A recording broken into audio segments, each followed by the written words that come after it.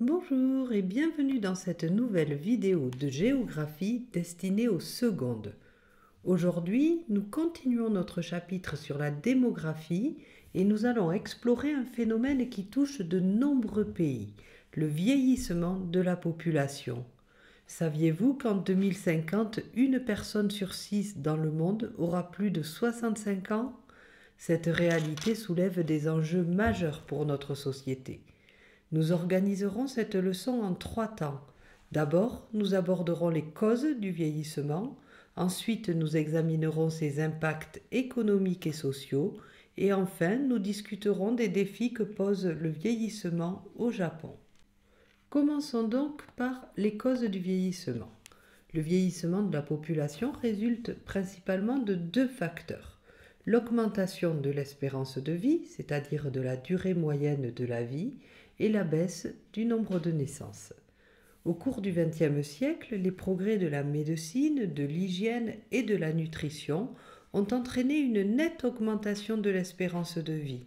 Concrètement, cela signifie que de plus en plus de personnes vivent jusqu'à un âge avancé, ce qui contribue au vieillissement global de la population. La variole est une maladie virale mortelle dont on a parlé dans le chapitre d'histoire. Elle a causé des millions de décès à travers les siècles et a eu des conséquences dévastatrices sur les populations, comme la population aztèque qui avait disparu à 80% au XVe siècle. Avec des épidémies récurrentes qui touchaient particulièrement les enfants et les personnes âgées. Cependant, grâce à une campagne de vaccination mondiale menée par l'Organisation mondiale de la santé, l'OMS, la variole a été déclarée éradiquée en 1980. Cette réussite n'est pas seulement un triomphe de la médecine, mais elle illustre également comment les avancées en santé publique, avec par exemple les campagnes de vaccination, ont contribué à l'augmentation de l'espérance de vie.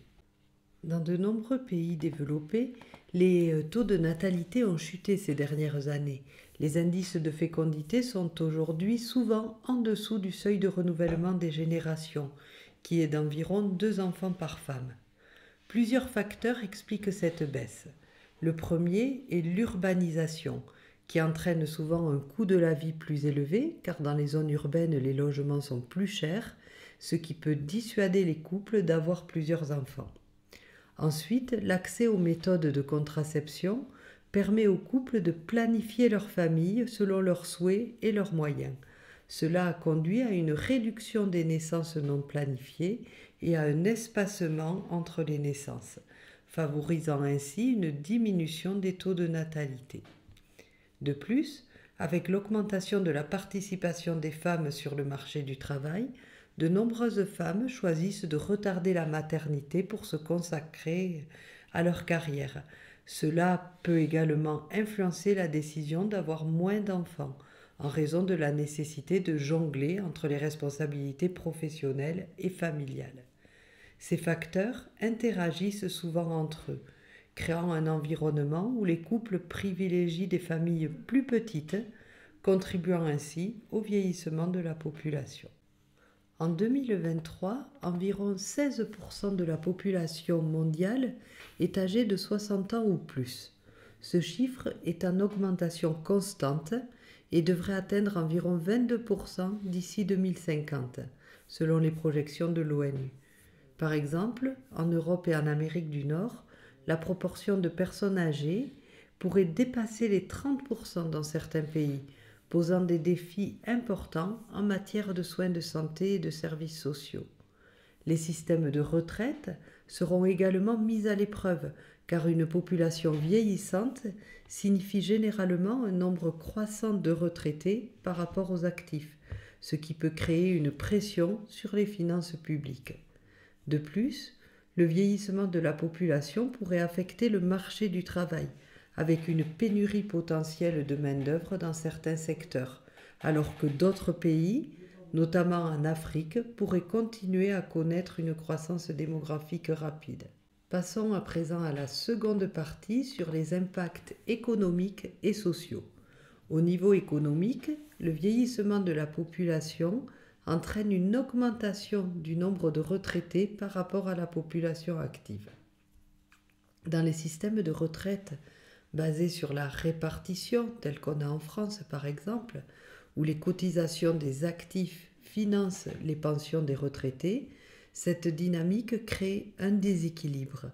La population active, c'est l'ensemble des personnes sur le marché du travail, qu'ils aient un emploi ou qu'ils en cherchent. Avec une population active moins nombreuse, il devient de plus en plus difficile de maintenir le niveau des pensions, ce qui peut conduire à des réformes des retraites, telles que l'augmentation de l'âge de la retraite ou la réduction des prestations. En conséquence, cela peut générer des tensions sociales car les générations plus jeunes ressentent une injustice face à des cotisations élevées pour des prestations incertaines. Le vieillissement a également un impact sur les coûts de santé car les personnes âgées nécessitent des soins médicaux plus fréquents et souvent plus coûteux. Cela entraîne une augmentation des dépenses de santé, tant pour les individus que pour les systèmes de santé nationaux. Les gouvernements doivent donc réévaluer leur budget de santé pour faire face à cette demande croissante. Passons maintenant aux impacts sociaux. Tout d'abord, le vieillissement de la population entraîne des transformations au sein des familles. De plus en plus, les familles sont confrontées à la responsabilité de s'occuper de membres âgés, qu'il s'agisse des parents ou des grands-parents. Cela peut impliquer des soins quotidiens ou des visites fréquentes dans des établissements médicaux. Ces responsabilités peuvent avoir un impact sur les décisions professionnelles et personnelles des membres de la famille.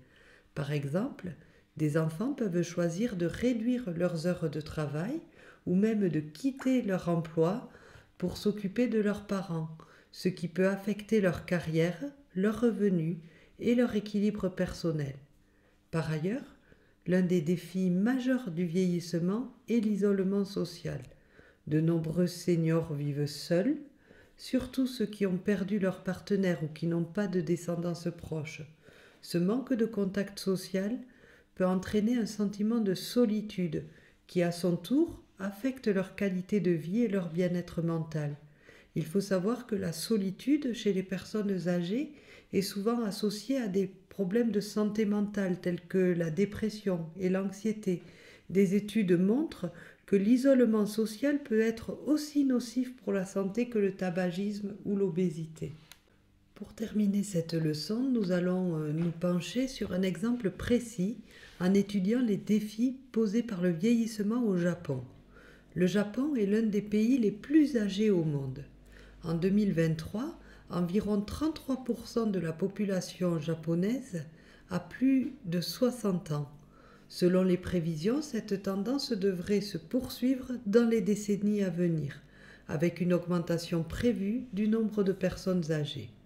Ce vieillissement rapide représente un défi majeur pour le pays, tant sur le plan économique que social. Avec un tiers de la population ayant 60 ans ou plus, les systèmes de retraite et de sécurité sociale du Japon sont mis à rude épreuve. Aussi, les besoins en soins de santé augmentent et les systèmes de santé doivent s'adapter pour faire face aux maladies chroniques et aux besoins de soins à long terme, ce qui nécessite des investissements importants.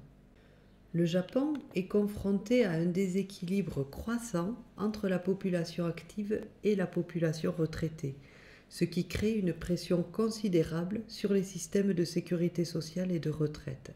En d'autres termes, il y a de plus en plus de retraités pour chaque personne active sur le marché du travail.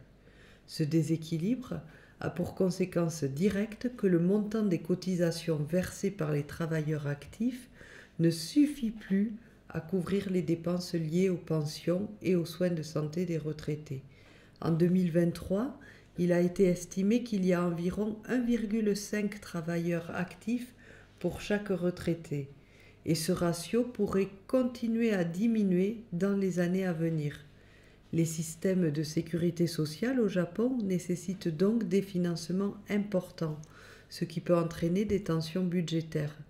Pour faire face à ce déséquilibre, le Japon doit envisager des réformes comme l'augmentation de l'âge de la retraite, la promotion de l'immigration pour attirer des travailleurs étrangers et le soutien à l'emploi des personnes âgées. Aussi, avec une population active en déclin, le Japon fait face à un manque de main-d'œuvre, et cela dans de nombreux secteurs. Ce phénomène pourrait freiner la croissance économique du pays et compromettre sa compétitivité sur la scène internationale. Le premier secteur touché est celui de la santé. Le nombre de professionnels de la santé, tels que les médecins, les infirmiers, les aides-soignants, est insuffisant pour répondre aux besoins croissants d'une population vieillissante. Cela entraîne une augmentation des temps d'attente pour les soins et peut nuire à la qualité des services de santé. Le secteur de la construction est également affecté par une pénurie de main-d'œuvre, ce qui rend difficile la réalisation de nouveaux projets et la maintenance des infrastructures existantes. Cela peut ralentir le développement urbain et affecter la qualité de vie des citoyens. Le secteur agricole souffre également car de nombreux jeunes choisissent de s'orienter vers des emplois en milieu urbain, laissant le secteur avec une population de travailleurs vieillissants et une capacité de production réduite. Enfin, il y a également un besoin accru de personnel dans l'hôtellerie, la restauration et d'autres services liés au tourisme, qui sont eux aussi cruciaux pour l'économie japonaise. Le vieillissement de la population japonaise impose une réévaluation des infrastructures et des services destinés aux personnes âgées. Les personnes âgées souffrent souvent de maladies chroniques, nécessitant une surveillance régulière et des traitements continus. Il est donc important que les infrastructures de santé soient en mesure de répondre à cette demande. Pour cela, il faut augmenter le nombre de cliniques et d'hôpitaux spécialisés dans les soins gériatriques, ainsi que la formation de personnel de santé pour traiter les spécificités liées aux personnes âgées. Pour de nombreux seniors, le maintien à domicile est une priorité, ce qui nécessite des soins infirmiers à domicile et des visites de médecins, ainsi que des investissements dans la technologie comme les dispositifs de télémédecine qui peuvent faciliter les consultations à distance. Aussi, la demande pour les logements adaptés aux besoins des personnes âgées augmente rapidement. Ils conçoivent des logements qui prennent en compte l'accessibilité avec des aménagements tels que des rampes, des ascenseurs, des installations sanitaires adaptées, le développement de résidences adaptées comme les maisons de retraite ou des communautés de vie assistées est aussi une réponse pour offrir non seulement des soins médicaux, mais aussi un cadre de vie qui favorise l'interaction sociale. En réponse à ces enjeux, le gouvernement japonais a mis en place des politiques visant à encourager l'immigration et à promouvoir la participation des personnes âgées sur le marché du travail. Historiquement, le Japon est considéré comme un pays peu réceptif à l'immigration. Aujourd'hui, il a commencé à adapter ses politiques pour attirer des travailleurs étrangers afin de compenser la pénurie de main-d'œuvre. Le gouvernement a introduit notamment des programmes de visas spécifiques pour des secteurs en manque de personnel tels que la construction, les soins de santé et les services. Cependant, l'acceptation des immigrants dans la société japonaise n'est pas évidente. Les préjugés culturels existent, ce qui peut rendre difficile la mise en œuvre de ces politiques et la bonne adaptation des immigrants. Aussi, le gouvernement japonais a reconnu l'importance de la main-d'œuvre senior. Actuellement, environ 20% des personnes âgées de 65 ans et plus sont encore actives professionnellement au Japon. Pour encourager davantage cette participation, diverses réformes ont été introduites, comme l'interdiction de la discrimination basée sur l'âge lors de l'embauche. Malheureusement, là aussi, des stéréotypes négatifs persistent concernant la capacité des personnes âgées à travailler efficacement, et certaines entreprises sont réticentes à embaucher des seniors en raison de préoccupations concernant leur santé ou leur absentéisme plausible. Voilà, je vais m'arrêter là, j'espère que cette présentation a été claire. Je vous souhaite de bonnes révisions et je vous dis à bientôt.